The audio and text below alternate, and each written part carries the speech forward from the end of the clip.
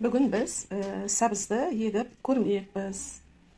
Сәбіздің мынау дүкеннен сатылып әкелген сәбізді қатты жууға болмайды. Тіпті сол топырағымен бірге тұрса да болады. Мына сәбіздің болады. Мына сәбіздің біз түбін, мына сәбіздің түбін мен кесіп алдым. Мінекей, енді мынау екінші мына сәбіздің түбін мұны да кесемін.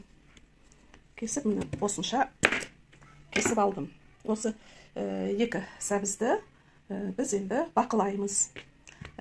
Мынау бізге керегі жоқ, бізге қажеті мынау екі түп. Осы екі түпті, мына түпті ақырын бақылайтын болсақ, өскіндер шығып келе жатыр. Өскіндердің жаңағы несі бар, шығайын деп тұрған нышандары бар, және мынау енді аздап қана шығып келе жатқан бұтағы бар екен. Осылардың өсуін бақылау үшін әдейі мен үй жағдайында ыдысқа өсіргім келіп жатыр. Ол үшін мен мына екі ыдысты дайындадым. Қазір оны осы топырақтың астына саламыз. Ол үшін мына топырағын кішкене шетіне қарай жылжытып аламыз.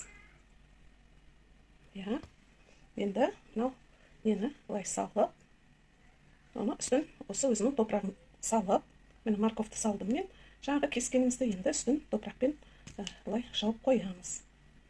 Қалған топырағымен жауып қоямыз. Мінекей. Ал енді келесін тағы да осылайша істейміз. Былай жылжытып аламыз. Артық топырағын былай жылжытамыз.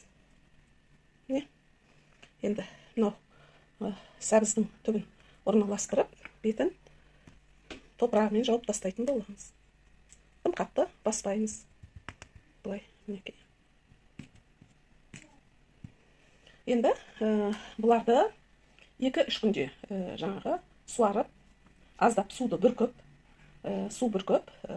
және бұны неге салып қоямыз.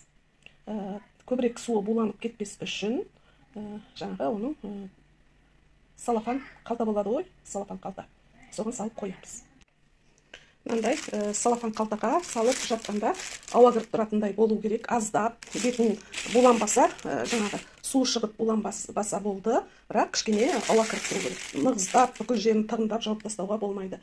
Мындай қус-қусынан ауа кіріп тұру керек, аздап.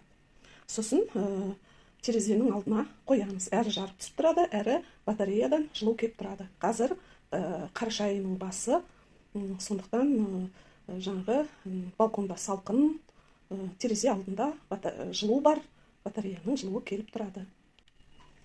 Сәбізді еккенімізге 2 апта болды. Қазір оларды бақылап көрейік. Мінекей.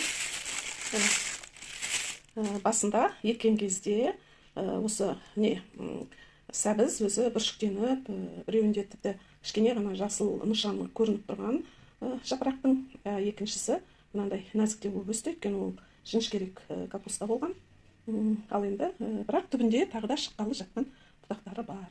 Ал мынау міне тығыздалып бірнеше бүршіктер болған түбінде, бұдан міне бірнеше жапырақтар, бұтақтар шығып өсіп келеді. Енді бұның бетін жаппай терезенің алдына бұрынғы орнына қойып қоямын. Бұл сәбізді өсіру мақсатым ол менің жаңағы кез келген өсімдіктің қалай өсуін көру, жаңағы өнемі үй жағдайында өскенін жалпы қызықтап көру. Хобби дейді ғой, сол үшін өсіріп жатырмын.